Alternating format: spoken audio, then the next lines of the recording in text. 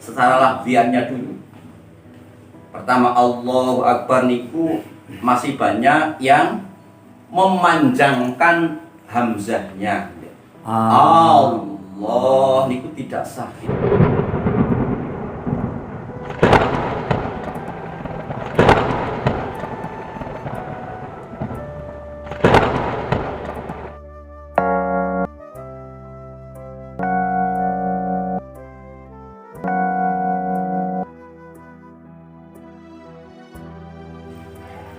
Assalamualaikum warahmatullahi wabarakatuh. Waalaikumsalam.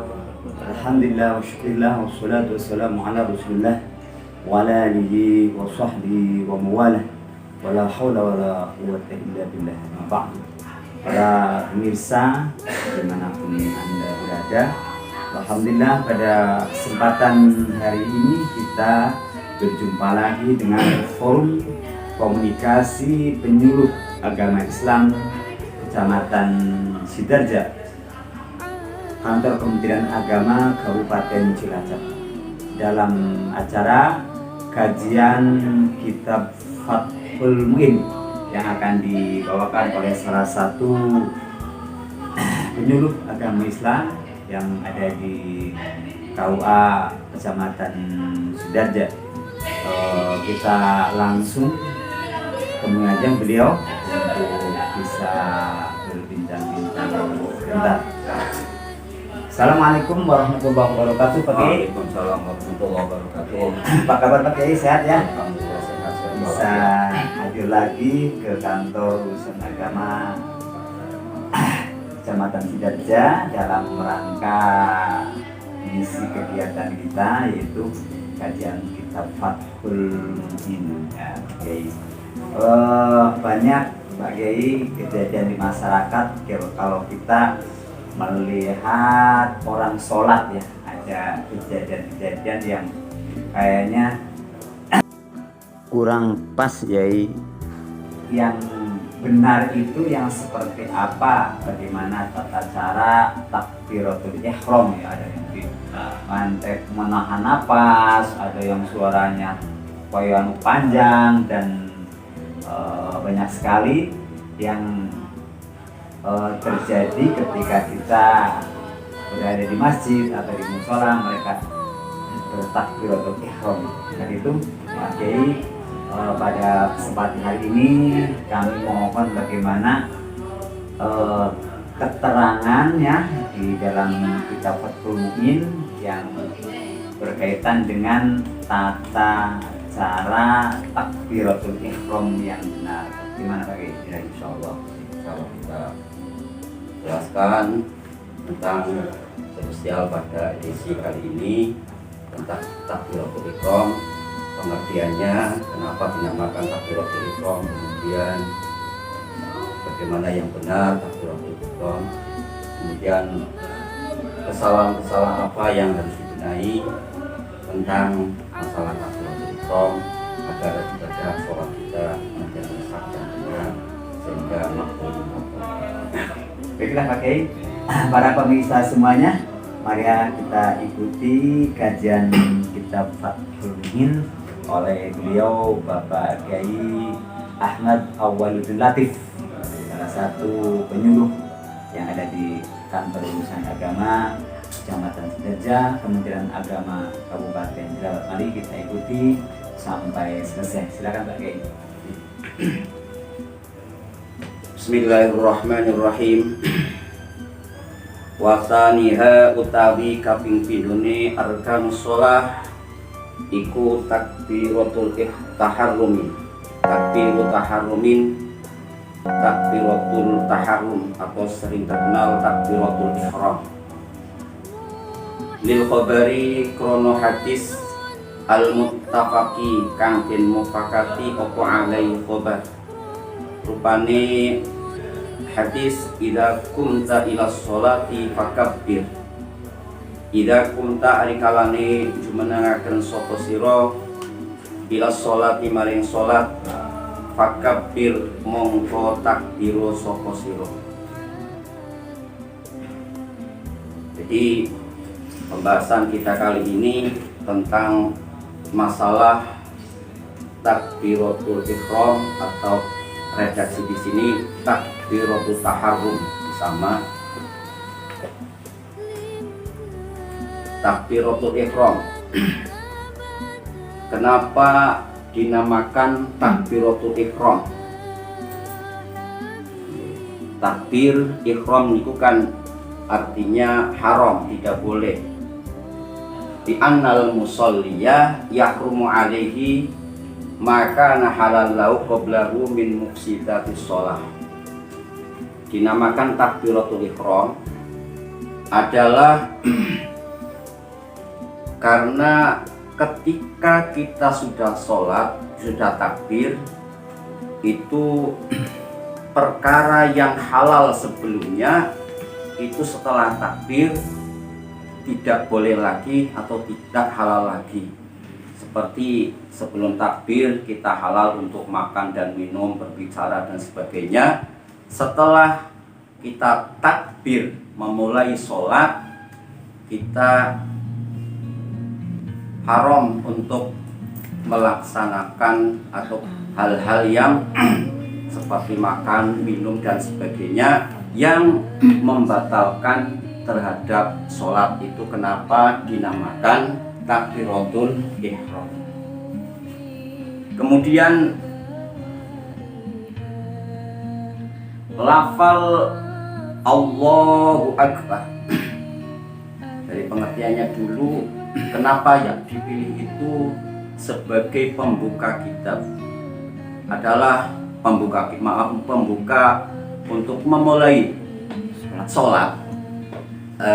Itu adalah dengan lafal Allahu Akbar, Allah Maha Agung Maha Besar, karena supaya yang melaksanakan sholat itu bisa khudur terhadap maknanya, menghadirkan maknanya yang menunjukkan terhadap betapa agungnya Allah. Allahu Akbar, selainnya kecil, hanya Allah yang besar, sehingga nanti timbul rasa takut yang khusyuk. Makanya Allahu Akbar itu terus diulang-ulang pada ketika intikal min ruknin ila ruknin. Kita diulang supaya rasa timbul, rasa khusyuk, rasa haibah kita kepada Allah Subhanahu wa ta'ala. Takbiratul ihram merupakan lafaz Allahu Akbar ini merupakan rukun fi'li yang pertama. Nah, ini dalam Allahu Akbar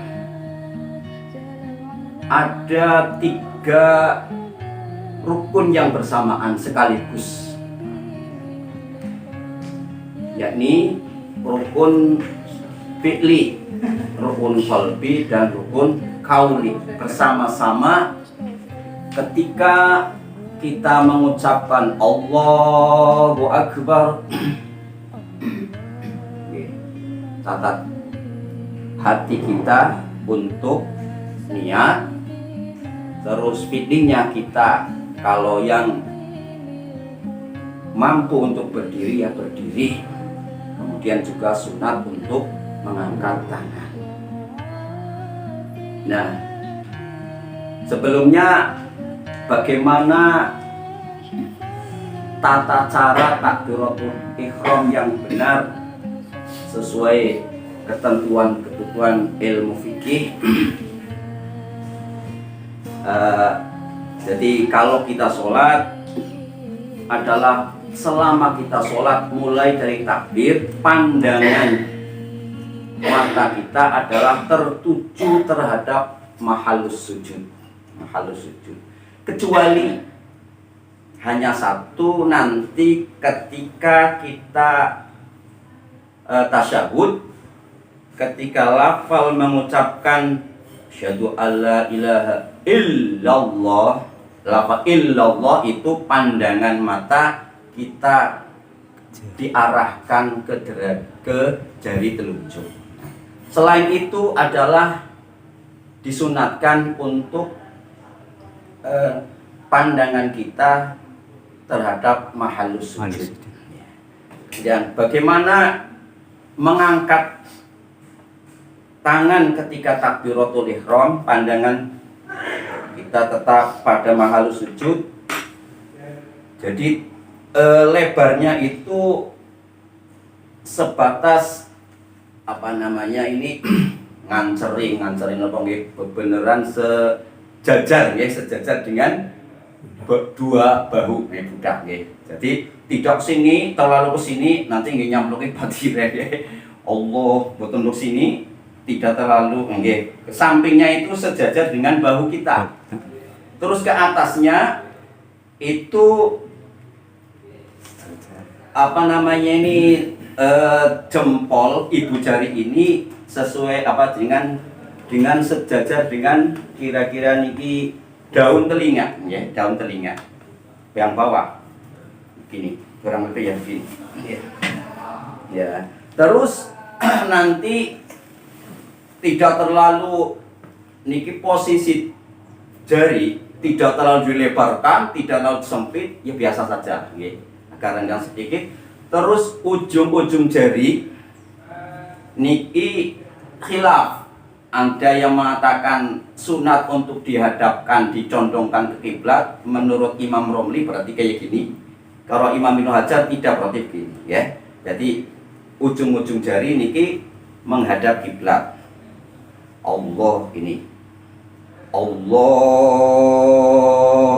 Akbar. Begitu kita mengucapkan lafal Allah, kita angkat sampai akbar, kita langsung ke selesai takbirnya ya. Bisa takap ya. Allahu Akbar. Nah, dalam takbir niki juga ketika lesan kita mengucapkan takbir, hati kita niku niat. Nah niki lah rukun kolbi, niat. Jadi bersamaan dengan kita mengucapkan takbiratul ihram. Masalah usolli fardhu dhuhri arba'a raka'atin mustaqbilal qiblah adaan makmuman lillahi ta'ala, itu adalah talaful biniyah, adalah sunat supaya liyusa'idal qalba, membantu hati supaya tidak lupa, supaya konsentrasi. Sudah diterangkan kemarin kalau sholat fardu itu yang wajib itu ada 3, yaitu qasdu fi'li, saya niat sholat, terus fardiyah, fardu, terus takyin, salah niat sholat fardu zuhur. Itu ada yang cukup. Masalah 4 rakaat adaan makmuman, makmum, kalau makmum ya makmum, itu yang pokok. Jadi dalam niat itu ada istilah istihdor hakiki dan urfi ya. Dan ini kalau yang hakiki itu repot, artinya dari kita mengucapkan lafal Allahu Akbar sampai bar niku bunyinya lafal roh, itu niat itu terisi dari A sampai bar itu bersamaan. Niku istighfar hakiki. Makanya banyak sekali ulama yang kurang sependapat dengan ini. Salah satunya Imam Ghazali adalah memilih untuk dengan istighfar urfi. Istighfar urfi artinya yang penting, cara mudahnya dari A sampai bar itu sudah terisi niat. Saya niat sholat fardu zuhur makmum, itulah yang bagus. Entah misalkan saya istilahkan A sampai bar itu angka 1 sampai 10, nanti diisi nomor 1 sampai 5, apa 5 sampai 10, yang penting di situ hati kita sudah niat. Nah, itu namanya istighfar urfi. Beda kalau yang hakiki itu dari A sampai ber itu hatinya bersamaan persis. Lah nanti kalau begini repot kalau orang awam itu terjadinya timbul penyakit was-was. Jadi nanti takbirnya nggak selesai-selesai, nggih. Takbiratul ihram bisa 20 kali kan repot. Lebih-lebih kalau jadi imam ya nantinya bubar sendiri imamnya. Makmumnya bubar ya. Allah takbir nggak rampung-rampung. Nah, ini. Terus kemudian kesalahan-kesalahan ya. Kita perhatikan dalam takbiratul ihram banyak sekali syarat-syaratnya. Bagaimana takbiratul ihram yang betul? Ya, kita kutip saja kesalahan-kesalahan yang banyak terjadi di masyarakat dari secara lafziannya dulu. Pertama, Allahu Akbar niku masih banyak yang memanjangkan hamzahnya. Allah niku tidak sah, tidak boleh. Harus pendek. Allah. Tidak boleh Allah. Nanti beda kalau diartikan nanti namanya hamzah istibham ya. Berarti namanya kalau bahasa mandinya beda. Allah berartinya apakah Allah itu maha besar. Kemudian diulangi Pak Kiai lafadznya. Lafadz takbirnya yang benar. Ya, iyalah. Lafadznya. Lafadznya yang betul ya kurang lebih beginilah. Oh, jadi kita hati kita niat lafal kita mengucapkan takbir Allahu Akbar, hati kita itu niat posisi kita kalau posisi berdiri, kalau yang bisa berdiri, kalau yang duduk ya duduk, ya, sambil sembari mengangkat tangan. Allahu Akbar. Nah, itu. Jadi ini terus akan lagi. Hamzahnya nggak panjang ya? Oke, nanti ini jadi banyaknya jadi masih Allah gitu. Jadi kemudian niki membahas yang niki dulu apa yang kesalahan-kesalahan terjadi. Terus lafdzul jalalah Allah itu adalah matobi'i. Matobi'i batas normalnya kan 1 alif 2 harokat 2 ketukan. Jadi Allahu Akbar. Oke. Lah bagaimana kalau yang panjang banget kadang-kadang niatnya nggak jadi Allah panjang banget Habis napasnya panjang banget. Nah niki menurut niki adalah standarnya menurut ahli qiraah panjang maksimal matobi'i adalah berapa 7 alif ya. Menurut Imam Ibnu Hajar adalah memiliki diucapkan sab'a alifatin ya. 7 alif. 7 alif berarti berapa? 14 ketukan. Itu batas maksimal. Lah ketukannya bagaimana? Ya tergantunglah. Kalau bacaannya cepat ya ketukannya cepat, kalau pelan ya pelan. Gitu. Kan bisa. Nah, kalau cepat ya nah, itu kan tergantung ya, tergantung kondisi bacaannya cepat atau lambat. Kalau bacaannya cepat berarti ketukannya ya cepat. Berarti artinya ketentuan batal maksimal dalam mad tabi'i di mana lafzul jalal Allah itu adalah mad tabi'i standarnya adalah 1 alif, 2 harokat, 2 ketukan. Batas maksimalnya menurut ahli qiraah adalah 7 alif atau 14 ketukan. Nah, itu tidak boleh melebihi daripada itu. Kemudian juga masih banyak yang kadang-kadang kalau takbir niku ada antara lafaz Allah dan Akbar itu ada huruf wawunya. Jadi Allahu Akbar. Nah, niku juga salah, ya. Niku nah ini juga diperhatikan yang kadang-kadang sering dijumpai memanjangkan hamzahnya Allah terus lafzul jalannya dipanjangkan sampai melebihi batas qiraah. Ya tadi dikatakan bahwa batas maksimalnya kalau standarnya 1 alif 2 ketukan, maksimal 7 alif atau 14 ketukan. Terus juga tidak boleh. Berarti itu kan panjang sekali. Panjang sekali. Itu maksudnya batas 7 alif itu untuk umum, artinya standar wajar atau beda antaranya orang yang bacaannya cepat dengan orang yang bacanya lambat gitu. Oke. Jadi tadi kan saya katakan bahwa masalah kedukan itu kan kondisional.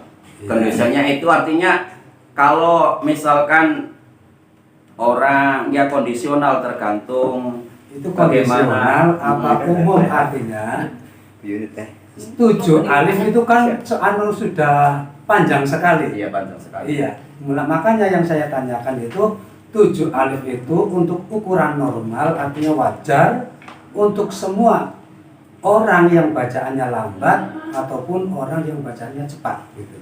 Maksudnya begitu. Kalau melihat pengertian daripada ketentuan yang ada di Ibnu Hajar niki dalam Fathul Muin disebutkan gini.